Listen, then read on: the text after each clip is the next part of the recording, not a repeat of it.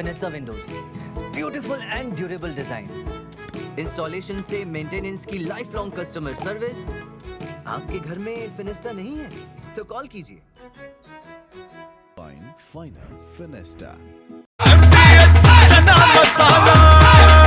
अब छोलिया हो या लोबिया, सफेद चने या काले चने, सब कुछ मजेदार बने।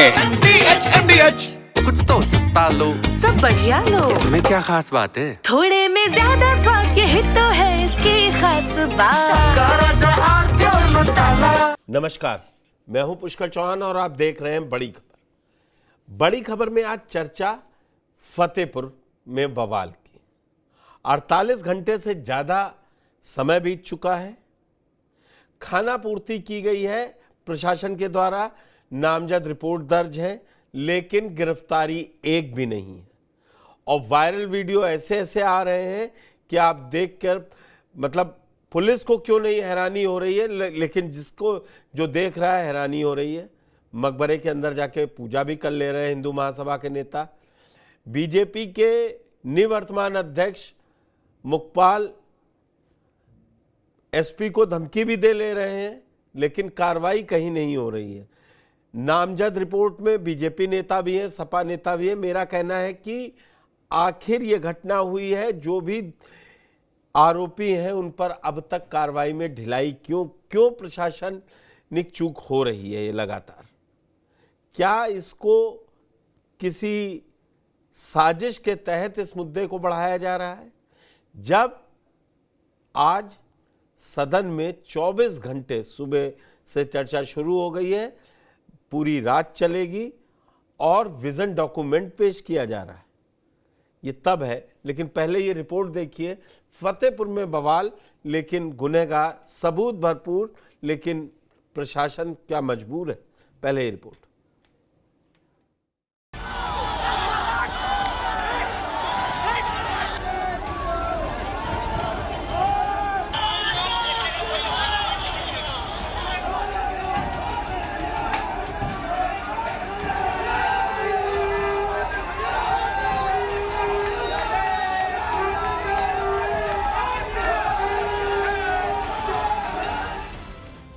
फतेहपुर जिले में मंदिर मकबरे विवाद के मामले को लेकर तीसरे दिन भी विवादित स्थान पर भारी पुलिस बल तैनात किया गया। मौके पर किसी को भी पहुंचने की इजाजत नहीं दी गई। यहां तक कि अब मीडिया वालों को भी वहां पहुंचने से रोका जा रहा है। एसपी अनूप कुमार सिंह और डीएम रविंद्र सिंह हर पल की निगरानी बनाए हुए हैं। विवादित स्थान के सभी रास्तों पर पुलिस का सख्त पहरा है, लेकिन प्रशासन की सतर्कता पर सवाल उठने भी लाजमी है, क्योंकि इस घटना को घटे 3 दिन का वक्त बीतने को है, मगर अभी उपद्रव मचाने वाले कानून के शिकंजे से बाहर हैं। एक तरफ विधानसभा का मानसून सत्र चल रहा है, विपक्ष फतेहपुर के मुद्दे को लेकर हमलावर है, सरकार भी आरोपियों के खिलाफ सख्त कार्रवाई की बात कह रही है, मगर इस बवाल के गुनाहगारों तक कानून के हाथ अभी तक नहीं पहुँचे। झंडा हरा दिया गया है।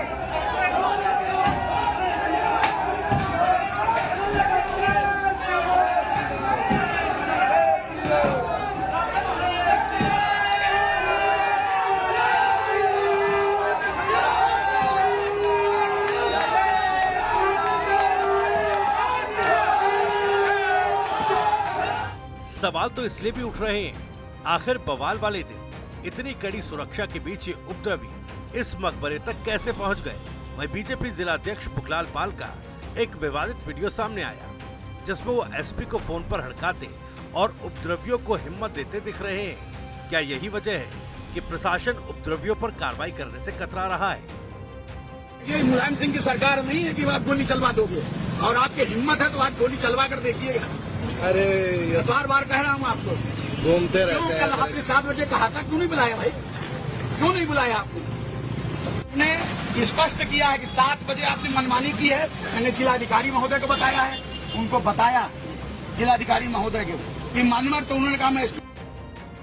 और विवाद तब और भड़का जब अखिल भारतीय हिंदू महासभा के प्रदेश सचिव मनोज त्रिवेदी को विवादित मकबरे के अंदर मंत्र जाप करते देखा गया। प्रशासन की खामोशी के बीच ये तस्वीरें सवालों के घेरे में हैं।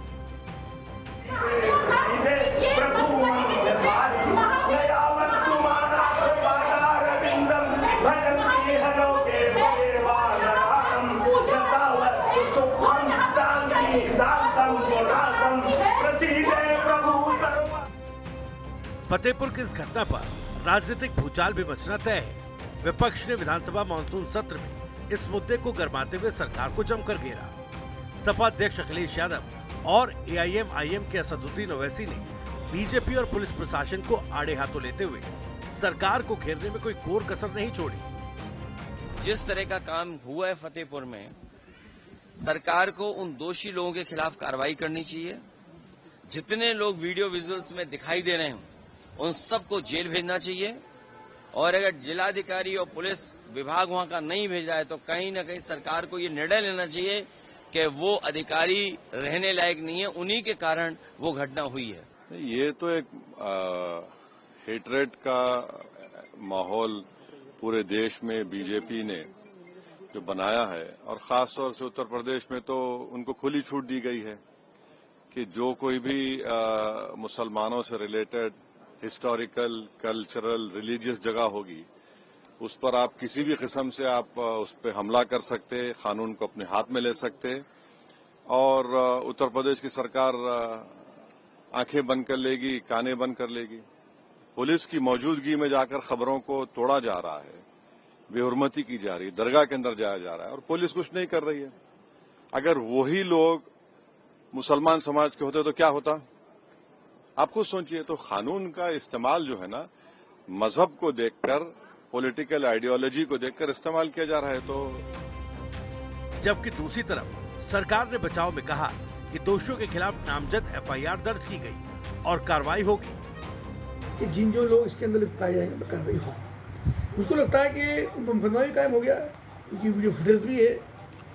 कुछ लोग अज्ञात लोगों के खिलाफ भी मुकदमा कायम हुआ है, लेकिन उसके बावजूद इस घटना को अनावश्यक रूप से तुलते हुए विपक्ष ने जिस प्रकार से पूरे सदन को व्यवस्थित करने का काम किया, हंगामा करने का काम किया, बेल में आ गए, नारेबाजी करते रहे, तो मुझको लगता है ये भी किसी प्रकार का गैर जिम्मेदार व्यवहार लगातार कर रहा है। हालांकि फतेहपुर पुलिस ने इस घटना के बाद सार्वजनिक संपत्ति को नुकसान पहुंचाने और शांति भंग करने के आरोप में 150 से ज्यादा लोगों पर मामला दर्ज किया।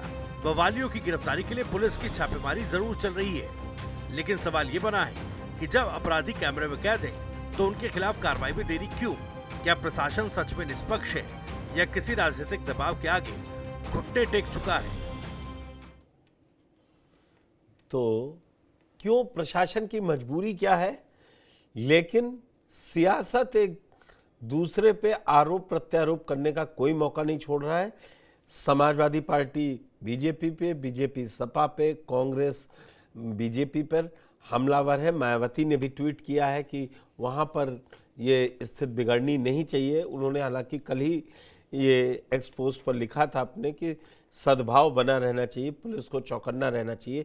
तो पहले आप ये कुछ बयान है नेताओं के, वो सुन लीजिए। फतेहपुर में मजार पे जिस तरह से ऐलान करके जो है भाजपा के पदाधिकारी चढ़ जाते हैं और उस मजार को तोड़ देते हैं पुलिस की मौजूदगी में, किस भाषा का प्रयोग कर रहे हैं सत्ता के जो हैं पदाधिकारी कि गोली चला के दिखाइए, ये करके दिखाइए। कानून के जिस तरह खिलवाड़ हो रहा है उसके बावजूद जो है सदन पे इन मुद्दों पर चर्चा उनसे मैंने सुना है कि विपक्ष इन मुद्दों पर चर्चा की बात कर रहा है, लेकिन अब मैं फिर कहता हूं कि जो गार्जियन होते हैं हाउस के, उनकी जिम्मेदारी होती है कि वो सत्ता के साथ विपक्ष को भी। मैंने फतेहपुर दरगाह के लिए पहले कहा कि कानून का पालन करें, कानून के पालन ये लोग कर नहीं रहे। इन्होंने कानून का पालन के नाम के ऊपर कह रहे कि हमने समझा बुझाकर कर दिया। अरे जो मस्जिद उसके अंदर घुस करके मकबरे पर तोड़फोड़ कर रहे हैं और जो छाती ठोक करके कह रहे हैं कि हाँ हमने किया है, तुम उनके खिलाफ FIR भी नहीं दर्ज कर रहे हो, FIR नेम्ड भी नहीं कर रहे हो।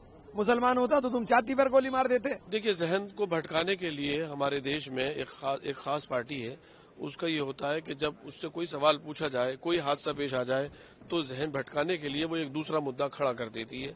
और ये मुद्दा हिंदू मुस्लिम विवाद पैदा करने का एक ऐसा है कि पब्लिक इसमें सब कुछ पहले भूल जाती, मगर अब नहीं भूलती। अब वो इस समझ रही, चूंकि हमारी जो हजारों साल की संस्कृति है और हमारे हिंदुस्तानी खून में एक दूसरे के तई जो एहतराम है, एक दूसरे की, चाहे वो इबादत गाह हो, चाहे वो समाधियां हो, चाहे वो कब्रिस्तान हो, उनके प्रति एक सम्मान का तो जज्बा होता है, एक भाव होता है, लेकिन इरिस्पेक्ट का नहीं होता, उनकी बेइज्जती का नहीं होता। लेकिन ये काट भाजपा ने खेला था इक़्तिदार के लिए, अब वो बेअसर होता जा रहा है। तो अब उस जहन भटकाने के लिए ये काम किया जाता है और इसके अलावा कुछ नहीं होता। जब सामाजिक न्याय की बात करें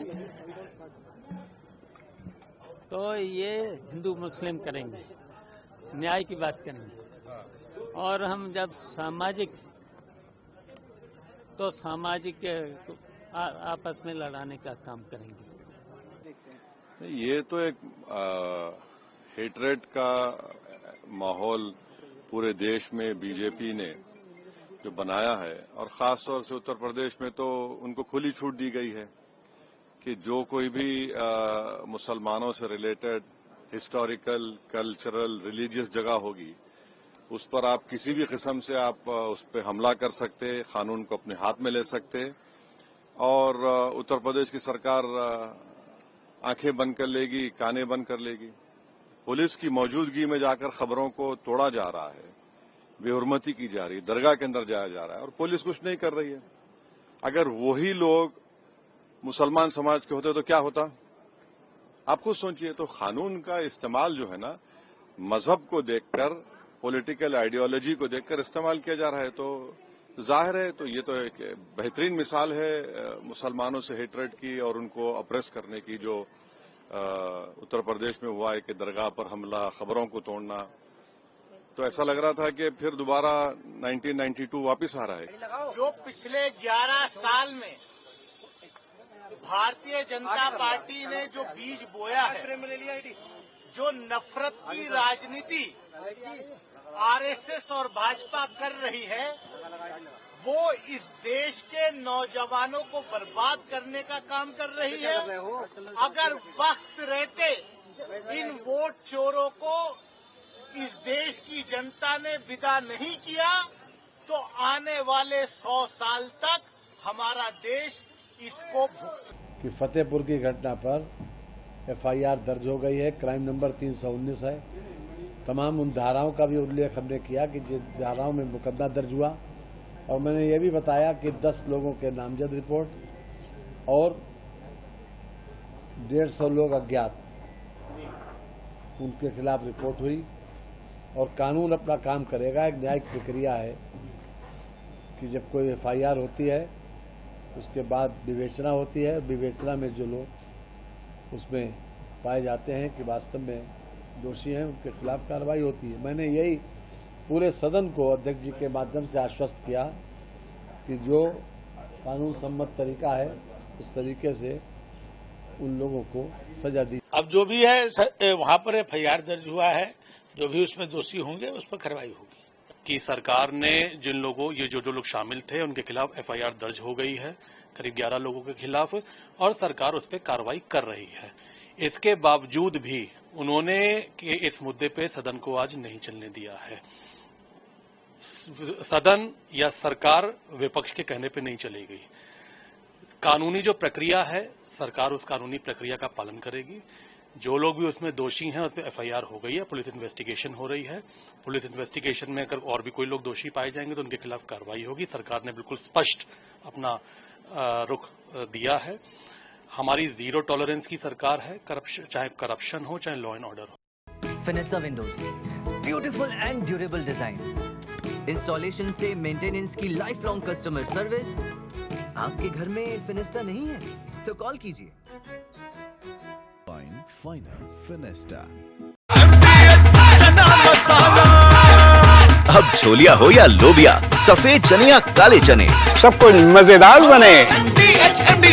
कुछ तो सस्ता लो, सब बढ़िया लो। इसमें क्या खास बात है? थोड़े में ज्यादा स्वाद, यही तो है इसकी खास बात।